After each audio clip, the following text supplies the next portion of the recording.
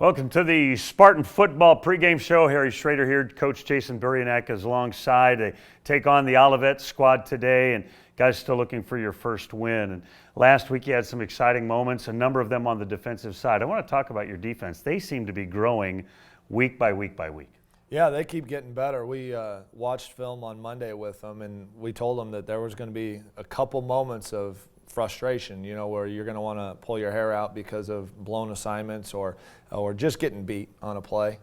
But for the most part, there was a lot of good that happened in that game. When we watch the film, and the thing we really stress to those guys is when you turn the game film on, you see some of the things that we're working on a daily basis in practice, some of the tackling, open field tackling, some of the coverage, where we're at in the run game to make sure that we're solid and not giving up open holes. And it's really exciting to see them progress here in the last couple of weeks. I want to talk about a couple of key guys. Kevin Good is your leading tackler, outside linebacker. Just talk a little bit about him from Murfreesboro. Well, Kevin's been a great addition to our defense this year. He started last year. He was a little bit immature, and there were some moments where he and I had some butted heads a little bit, but he's really taken on a leadership role. I think sometimes there's things that you do as a coach in an effort that you hope the young person learns from it and can grow from the mistakes that they made. And I give all the credit in the world to Kevin because he kind of sat back, looked at himself in the mirror, realized he needed to make a few changes, has come back and is really starting to be really the leader on our defensive side. It just keeps growing. And then Malik Ross is probably leading the whole NAIA in tackles for loss. He's right up near the top. Defensive end from Hazelwood West. Talk a little bit about him. Well, he's in the same mold as Kevin. Last year we played him as a freshman, and he was in my office the other day, and we were talking about how we wish we could have redshirted him, but because of being a new program, it just wasn't possible. But he got some good experience last year, learned some tough lessons being an undersized defensive end playing against some of those big teams, and he agreed with me. He wished he could have gone back and redshirted, but he also learned a lot, and he admitted to that. But he just keeps getting better and better every week. Coach Dunn has done a fantastic job getting those defensive linemen ready to read blocks, and we're starting to trust what Malik's doing. He's buying into the system, and it's really something where now we can kind of let him run and be who he is, which is a pretty dynamic player.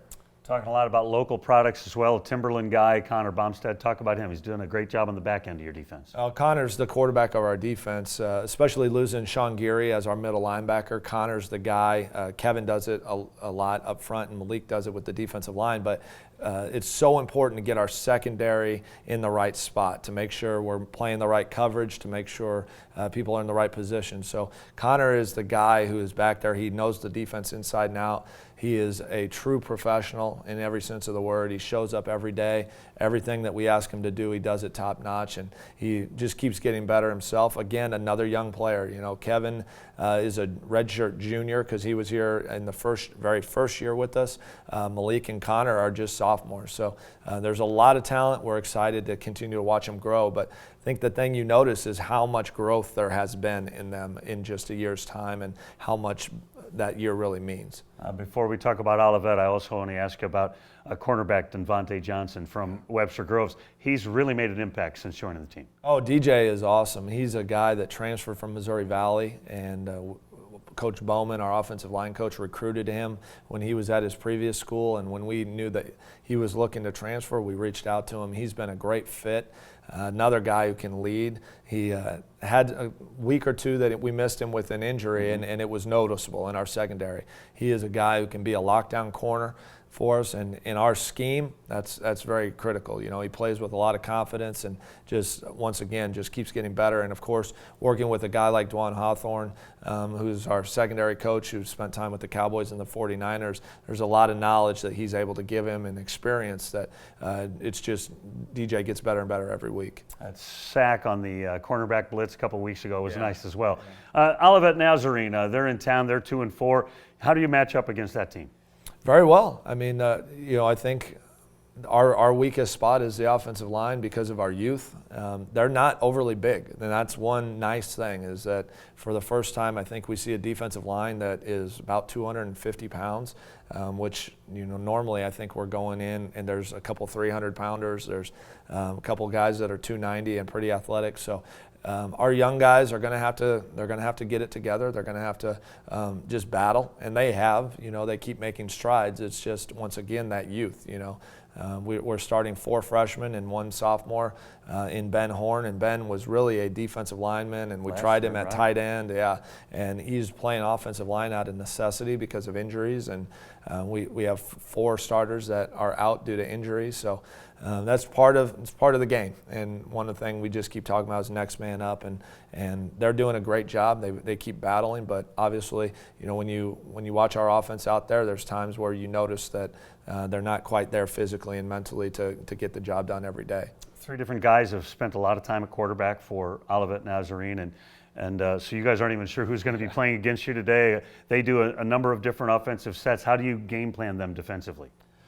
Not worry so much about the quarterback. I think is the biggest thing we're doing is they are who they are when you look at the big picture.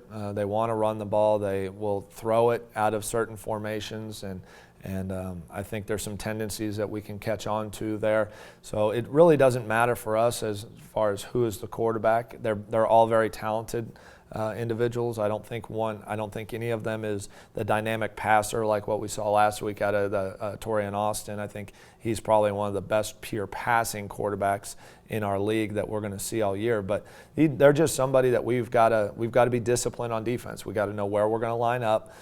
We got to know where we're going to fit in the run game, and just play with the passion and enthusiasm that we've shown over the last couple of weeks. Even going back to Marion, I thought defensively we played pretty well. Even though we gave up 76 points, it was really freshman corner gets beat against a wide receiver that's a senior, that's a talented player. 1 guy out of position in the run game, and the ball goes for a big play. So we're getting that. The guys are getting that fixed. They're taking it upon themselves to get that fixed, and I expect that they'll be ready to play. A final question. Talk a little bit about Jacob Hunt's growth as a quarterback. You've been using him the last couple of weeks, and he seems to be picking up pieces, like a little piece each week. Yeah, and that's the biggest thing that we have to keep in mind is that he is a freshman. When you get to the collegiate level, especially in that quarterback position, the defenses are a lot different. They disguise coverages. They blitz in a lot more different situations than what you see in high school. There's different coverages than what you see in high school, and then on top of that, you're trying to learn a new offense, and you're trying to run a new offense. So it just takes time to get used to being in that position, knowing where to go with the football, knowing where your outs are if there's pressure. But like you said, every week he keeps getting a little bit better, and he'll be fine. It's just, as coaches, as fans, as all of us involved, including our own players, they all want to get that success. We all want that success, and sometimes it's hard to realize that we are taking steps forward in that sense. But Jake keeps getting better. I'm extremely hard on him in practice, and he knows that. And I tell him on Saturday, I told him on this past Saturday, I said, listen, I'm as hard as I am on you to get you ready for this, because when you're out there, we can't help you, and we can during the week. So we put a lot of pressure on him throughout the week. He answers the bell, and hopefully this week he'll be even better than what he was last week. That's head coach Jason Buryanak. The Spartans looking for their first win of the season today. We'll have the opening kickoff in just a minute. You're watching Missouri Baptist University football on the Spartan Digital Network.